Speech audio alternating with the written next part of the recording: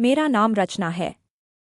आज मैं आपको मेरे नेचर के ऐसे पहलू के बारे में बात करने वाली हूँ जिसका मुझे भी पता नहीं था। कहते हैं जीवन में अच्छा दोस्त मिलना बहुत मुश्किल होता है, पर मेरी एक बेस्ट फ्रेंड थी, दिया।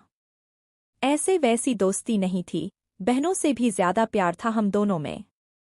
हम तो हमेशा यही सोचते थे कि शादी भी एक ही घर में करेंगे ताकि कोई हम दोनों को शादी के बाद भी अलग नहीं कर सके। मेरे घर वाले मुझसे ज्यादा उसे मानते थे और उसके घर वाले मुझे। बस यह समझो कि उसका घर मेरा और मेरा घर उसका। समय के साथ सब कुछ करना पड़ता है। मेरे लिए एक अच्छा रिश्ता आया। लड़का इंजीनियर था, अच्छा कमाता था, रवि नाम था उनका। घर वालों ने मुझसे पहले दिया को तस्वीर दिखाई। उसे देखते ही लड़का पसंद आ गया और मुझे भी बोली कि अच्छा है, तू मिलने जा उसको। मैंने बोला कि तू भी चलेगी, मैं अकेले नहीं जाने वाली। वो बोली पागल है, तू डेट पर जा रही है, मैं क्या करूंगी वहां कबाब में हड्डी। लेकिन मैं नहीं मानी। उसे बोला कि थोड़ी देर बाद तू चली जाना, लेकिन लड़के से बात कर ले, मिल ले। तू अपनी बेस्ट फ्रेंड को ऐसे ही किसी के साथ शादी करने देंगी क्या? मेरे मनाने पर वो मान गई। हम दोनों उससे मिलने गए। घर वालों को कोई ऐतराज नहीं था क्योंकि दिया मेरे साथ ही थी। रवि को हम एक रेस्टोरेंट में मिले। रवि हम दोनों को बहुत अच्छा लगा। दिया को तो इतना पसंद आया कि वो तो उसे जीजू बोलने लगी। रवि भी उसके साथ बहुत घुल गया था। देखा जाए तो रवि और दिया का स्वभाव बिल्कुल एक जैसा ही था, इसलिए मुझे भी पसंद आया। बस सब अचानक और जल्दी में हो रहा था। चट मंगनी और पट ब्याह वाला सीन हो रहा था मेरे साथ। बहुत जल्दी में हमारी शादी हो गई थी। एक अच्छी बात यह थी कि रवि की जॉब हमारे शहर में ही थी। उन्होंने एक नया फ्लैट ले लिया था, बाकी फैमिली अभी अपने पुराने घर में ही रहती थी। इस कारण शादी के बाद भी मुझे घरवालों और दिया से मिलने में कोई प्रॉब्लम नहीं होती थी। आए दिन वो मुझसे और रवि से मिलने हमारे यहाँ आती रहती थी। शादी के अभी 5 महीने ही हुए हैं। पहले मैं दिया को घर पर खाने या कभी बाहर जाते समय बुला लिया करती थी, लेकिन फिर रवि खुद ही फोन करके बुलाने लग गए थे। धीरे धीरे मुझे पता भी नहीं चला और मैं दिया से इनसिक्योर होने लगी। मुझे नहीं पता था कि शादी के बाद मुझ में यह चेंज आ जाएगा। रवि और दिया का स्वभाव एक सा ही था। दोनों को बातें करना बहुत पसंद था। मैं चुप रहती थी, दोनों सते ही रहते। दिया मुझसे ज्यादा इंटेलिजेंट, हंसमुख, मुंहफट थी, इस कारण हमेशा लोग उसे ज्यादा पसंद करते थे।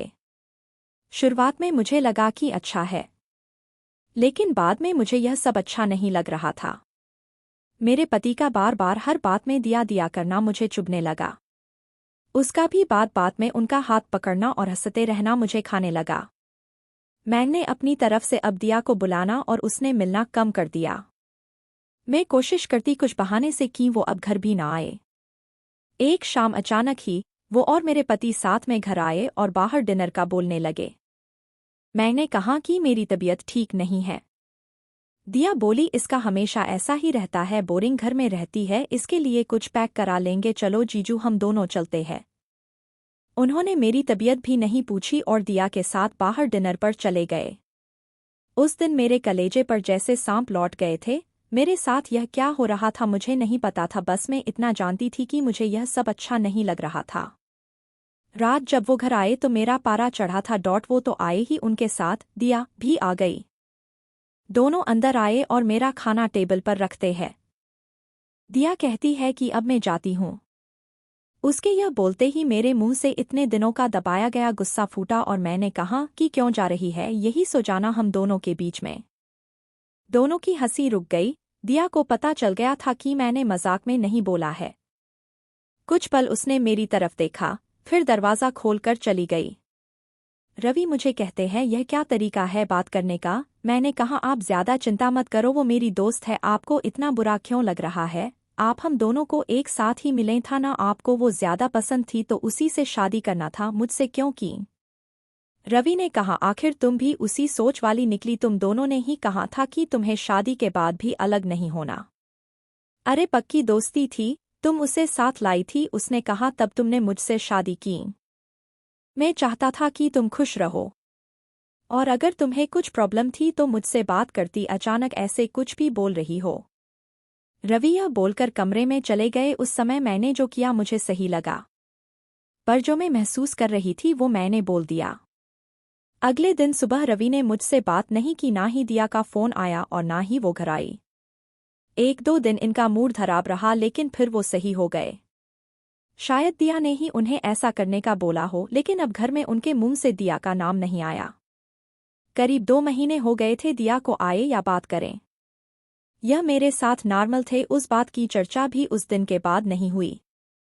फिर अचानक जब वो ऑफिस गए थे तब दिया फ्लैट पर आती है। उसे 2 महीने बाद मिलने पर भी मुझे कुछ ज्यादा खुशी नहीं हो रही थी। वो आकर सीधा अंदर बैठ गई।